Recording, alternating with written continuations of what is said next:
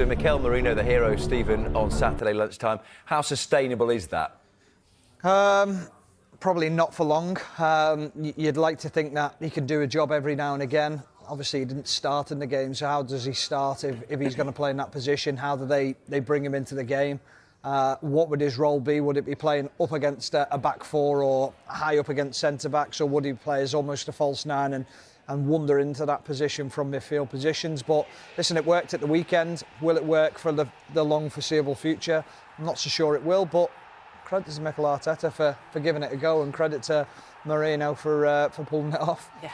It was interesting to see that Gary said there, Mikel Arteta enjoys trying to work out these solutions.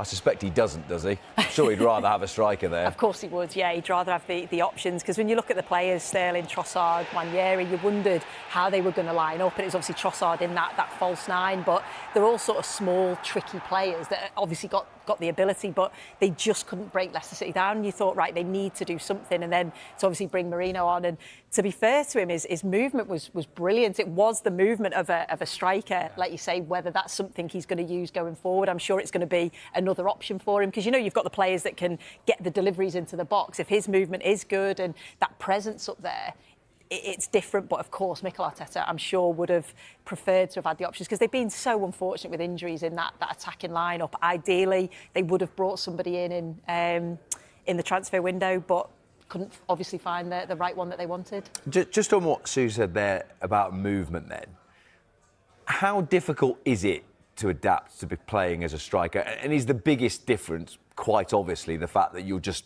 not as good a finisher as a natural centre-forward? Tried all my career, Rob.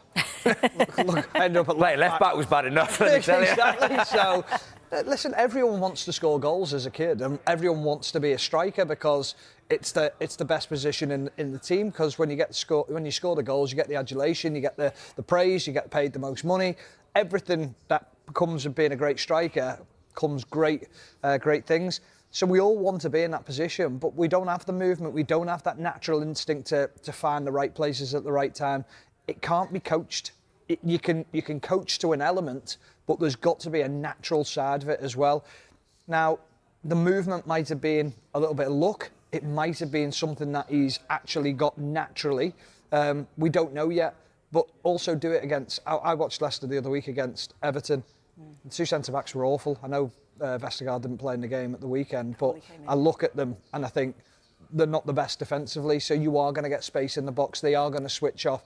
Now you've got to do it against the top teams. Can you do it when you're under pressure as well? Because there wasn't much there was an element of pressure because you want them to come off the bench and score, but yeah, you've got to do it against the big teams.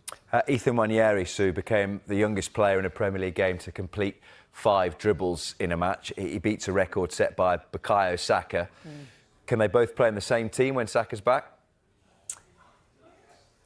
Could you find a position for him? Because he's certainly stepped up to the plate. Saka is outstanding, and if you're going to put the two there, you would always play Saka. But you think, could he play in a number 10? Then you've got Ødegaard in there. Could he play on the other side? So I think he's a young player, 17 years old. So he can come in, he can come out. I think Mikel Arteta at the moment, he's forced to start him and play him. And the fact that he's been able to step up and show that maturity is credit to him. We know that he can be a match winner, whether that's a brilliant goal, whether that's a great assist. So, yeah, I think when Saka comes back, it's obviously then that competition for places and the ability and, you know, enable Arteta to be able to rotate when he needs to. Is there ever the sense that he could play as that false nine Nwaneri and you would have Saka on one side, possibly Martinelli or Trossard or Sterling on the other? They could do it that way? Again, that could be another option. You can see he's a very intelligent footballer. You can see that his movement is excellent. So whether that is, it's something that Mikel Arteta, we know, like to play with that false nine, that player dropping in. So it could be something that they're working on. But I think,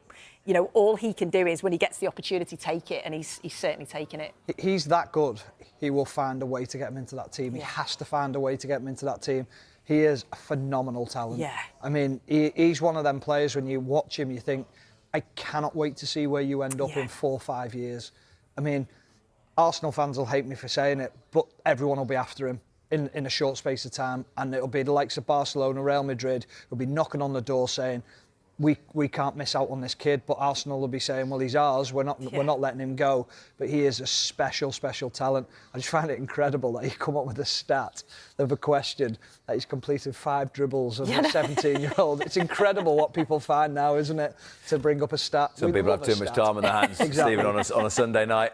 Who do you think Thomas Tuchel's first England left-back will be? Oh, good question. I think he'll definitely be looking at Miles Lewis-Skelly. I think he has to. Yeah. I think when you look at the ability that he's got, whether it's driving into that midfield area, 1v1 defending, I think as well, I think he'll want to look at him closely to see just how good he is. Also, can he react, excuse me, to being in and around the squad and understanding the levels that you need to go to play for England. I think it will be him. I think it'll be Miles Lewis-Skelly, and I hope it is. I'm just agreeing. That was one of the longest shrugs I've ever seen in my life there. I thought you were going to bring me another question. No, I was just saying if you'd like to pick up on what Stephen was saying, but your shrug just answered it for me. Yeah, well, I think you can't, at the moment, the way that he's performing, I think he's been outstanding. You look at positives for this Arsenal side, yes, they've got so many injuries and it's been really frustrating for, I think, the Arsenal fans to see that. But certainly 2 bright sparks has to be the form of those 2 young players and the quality that they've shown to be able to step into a team with lots of pressure. You know, a team that are fighting for the title in the Champions League and perform at that level is credit to them. Stephen, they're 7 points behind Liverpool with 13 games to play. What do you think that, I mean, it's obviously not in their hands, but what do you think the minimum number of games that they would have to win if they want to take this title would be? Do you think they're going to have to be somewhere near 11, 12, all of them? Near enough all of them, I think. Yeah, just because of the quality of Liverpool. But then if you look at Liverpool's next 3 games and you go, they've got Villa, City, Newcastle. If they drop points in all of them games, then suddenly you've got a different sort of proposition on your hands for Arsenal. I think the biggest concern is, and I know they dealt with it at the weekend, but not having forward players and fit forward players in your team is going to affect you at some point. And it's just those moments when you go up against organised defences, tough defences, where they are very sort of resolute in what they're trying to do, and then you need that moment of brilliance or that instinctive moment. So but they're going to have to continue this incredible run that they're on. And that's the point, though, isn't it, Sue, that we talk about Liverpool's next few fixtures, but Arsenal, West Ham at home, Forest away, Manchester United away, Chelsea at home, Fulham at home. Go on, I'll be charitable. Everton away after that. You know, that's not easy, is it? You know, we're asking questions about what Liverpool might do this week, but you're asking Arsenal to be almost perfect over 13 games. And I think that's the thing, that they know that they need to be near perfect because of what Liverpool are doing, because of that gap that they've got to try and make up. And I keep mentioning it, but the injuries to the forward players, the fact that they've got, you know, the Sterling, Trossard, Nwaneri, when you looked at them in that first half against Leicester, it wasn't very fluid, which is probably going to be the case. They've not played a lot of minutes together. So yes, Arteta found that solution of bringing Marino in. He obviously came and scored the 2 goals, but you just think he's going to have to keep trying to find that. We know that they're good at scoring goals from different ways, whether that's set pieces, corners, free kicks, whether that's Ødegaard stepping up from the midfield area. So we know that they can find goals from different ways, but we also do know that they've got to be near perfect, and there's some tough games coming up. Let's not forget the run they're on. They're doing an incredible job, considering all the injuries. That he keeps on finding solutions. They keep on finding ways to win games. So they're not going away. Even Arne Slot alluded to at the weekend, he was like, we must be doing something right, because Arsenal are unbeaten now in 15 games. We must be doing something right ourselves. So it's going to be a fascinating title race. There's going to be something that's going to happen along the way where we think, oh, like whether it's a slip-up from Arsenal or a slip-up from Liverpool, and it might just open the gap up for Liverpool or just close the gap. Once again, in terms of injuries, because the season is over for one of the most important players at Arsenal, Kai Havertz. So after suffering many injuries, especially in the attacking department in the recent weeks and months, one more for Arsenal. It's a really bad news for the club, for the coaching staff, for the teammates, because when you lose a player like Kai Havertz, who was considered absolutely crucial, obviously, in terms of contribution, game time, was a really important player for Mikel Arteta. Well, you can understand how bad is that news, especially coming after the January transfer window, when Arsenal wanted to bring in a new striker. We still have in our memory the quotes from Mikel Arteta several times saying, we are trying, we are working on it, we are trying to bring in a new striker. Why not? Why Arsenal didn't sign a new striker? Basically, because they didn't want to overpay for players that were not part of their shortlist for the summer, because the main focus has always been the summer transfer window. Then they had the injury of Gabriel Jesus, the injuries of Bukayo Saka, and then also Gabriel Martinelli in the recent days, now Kai Havertz. But at some point in January, Arsenal understood that they needed to do something. They were trying, so calling Red Bull Leipzig for Benjamin Sesko, but Leipzig saying no chance for January.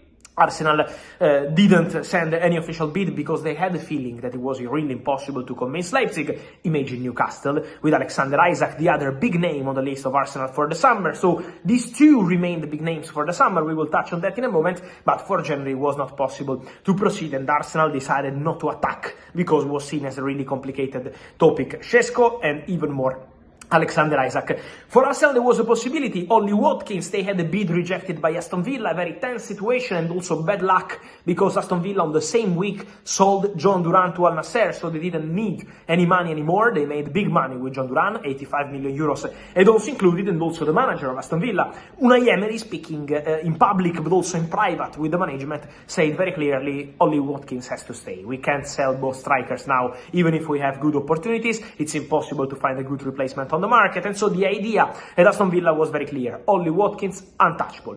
That's why for Arsenal it became complicated. They had the opportunity to go for some striker was not part of their shortlist, initial shortlist for January or for the summer. For example, as I told you in the past few weeks, Alvaro Morata was offered